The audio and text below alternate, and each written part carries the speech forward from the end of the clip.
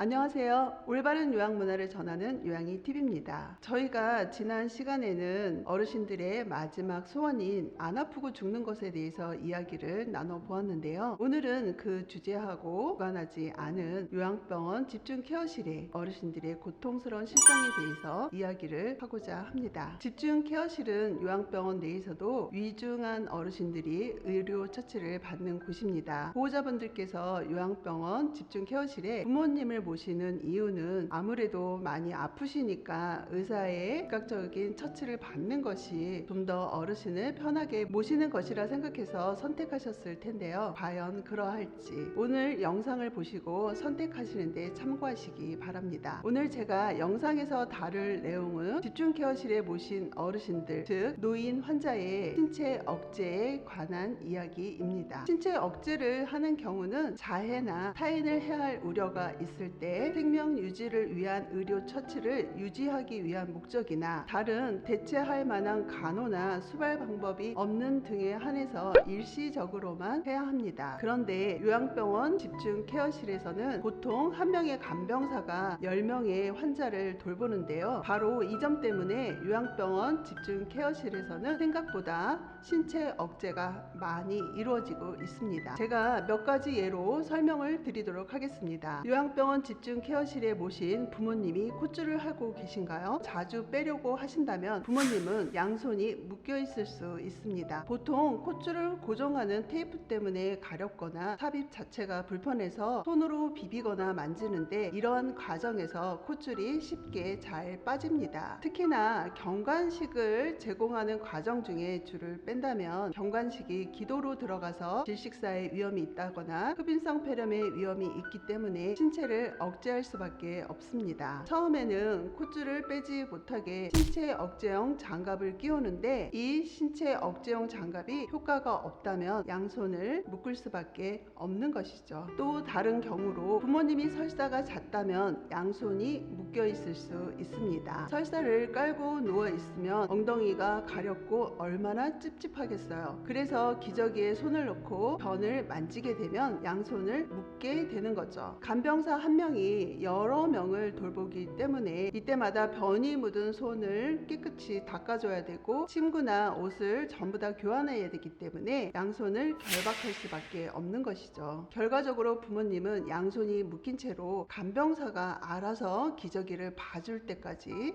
기다리고 있어야 합니다. 다음은 가려움증이 심한 경우도 양손이 묶여 있을 수 있습니다. 물론 처방약을 먼저 쓰는데 처방약이 효과가 없어 계속해서 긁는다면 손톱 때문에 피부에 상처가 생기고 상처가 감염으로 이어질 수 있습니다. 그래서 긁지 못하게 양손을 묶어둘 수 있습니다. 가려운데 긁지도 못하고 양손이 묶여 있다면 정말 괴로우실 겁니다. 또 다른 경우로는 몸이 아프고 불편해서 자주 뒤척이거나 움직임이 많다면 그리고 침대 아래로 내려오려고 한다면 역시 낙상의 위험으로 신체를 억제할 수 있습니다. 아니면 수면제나 안정제 같은 약물을 사용하기도 합니다. 제가 신체를 억제하는 몇 가지 경우에 대해서 설명을 드렸는데요. 어르신들은 이렇게 신체가 억제된 상태로 하루 종일 억제대를 풀기 위해서 애를 씁니다. 하지만 억제대를 풀려고 하면 할수록 더 많은 신체 부위를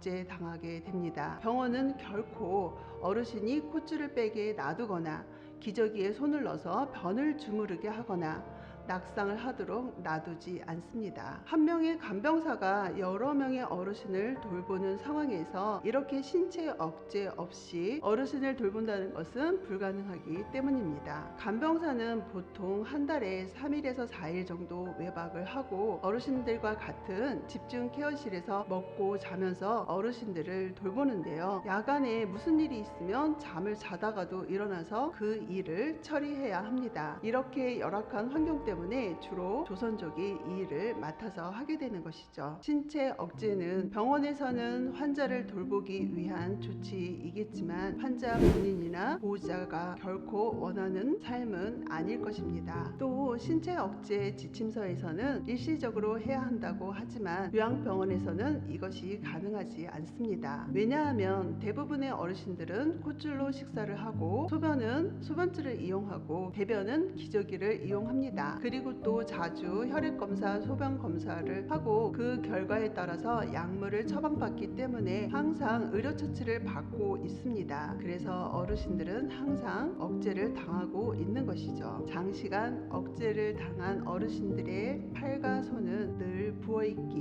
일상입니다. 몸이 아파서 고통스러운데 온종일 침대에 꼼짝없이 묶여서 누워있다면 없던 병도 생깁니다. 노안으로 입원하신 어르신이 집중 케어실에서 회복되어 나가는 경우는 거의 없습니다. 노안으로 임종을 앞두신 어르신들의 이러한 병원 생활이 무슨 의미가 있을까요? 아무리 치료 목적이라고 해도 여러분들 이렇게 꼼짝없이 묶여서 1시간만 있어 보세요. 그런데 변을 깔고 누워 있다면요, 몸이 아파서 조금만이라도 뒤척거리고 싶은데 온몸이 묶여 있다면요, 몸이 가렵다면요, 묶인 손이 저리고 아파서 천근만근이라면요, 상상만으로도 너무 힘들고 고통스럽겠죠. 그런데 이것이 어르신들의 일상입니다. 이것이 요양병원 집중 케어실의 고통스러운 실상인 것이죠. 제 개인적인 생각으로는 부모님이 노안이시고 의사로부터 의료적인 처치가 소생에 도움이 되지 않는다는 진단을 받으셨다면 요양병원 집중 케어실에 부모님을 모시지 않으셨으면 좋겠습니다. 한 명의 간병사가 10명 정도의 어르신들을 돌보는 요양병원 집중 케어실에는 고통만 있을 뿐이니까요. 하지만 노안이 아닌 극심한 고통이 수시로 있다든지, 설사가 잦다든지, 복수가 찬다든지, 욕창이 심한 경우 등 의사의 상시적인 도움이 필요하다면 서비스가 잘 갖춰진 요양병원을 골라서 모시길 바랍니다. 최근에는 이러한 실상을 개선하고자 간병사가 아닌 간호직원이 직접 돌봄을 제공하는 요양병원이 있기도 합니다. 제가 이 영상에서 강조하고 싶은 것은 간병사 한 명이 여러 명의 어르신을 모시는 요양병원 집중 케어실에 부모님을 모시면 신체 억제를 당하고 고통을 당할 수 있다는 이야기를 꼭 해드리고 싶었습니다. 오늘 이야기를 들으신 여러분들의 생각은 어떠신가요? 어떤 어르신이 이런 말씀을 하셨습니다. 어르신은 7명의 자녀를 낳아서 키웠는데 7명의 자녀는 나 하나를 책임지지 못한다고 말씀하셨는데요. 네, 모시는 것만 책임은 아니겠죠. 최소한 몰라서, 정보가 없어서 부모님을 고통 속에 놔두어서는 안 되겠습니다. 오늘 영상 여기까지였습니다. 시청해 주셔서 감사합니다.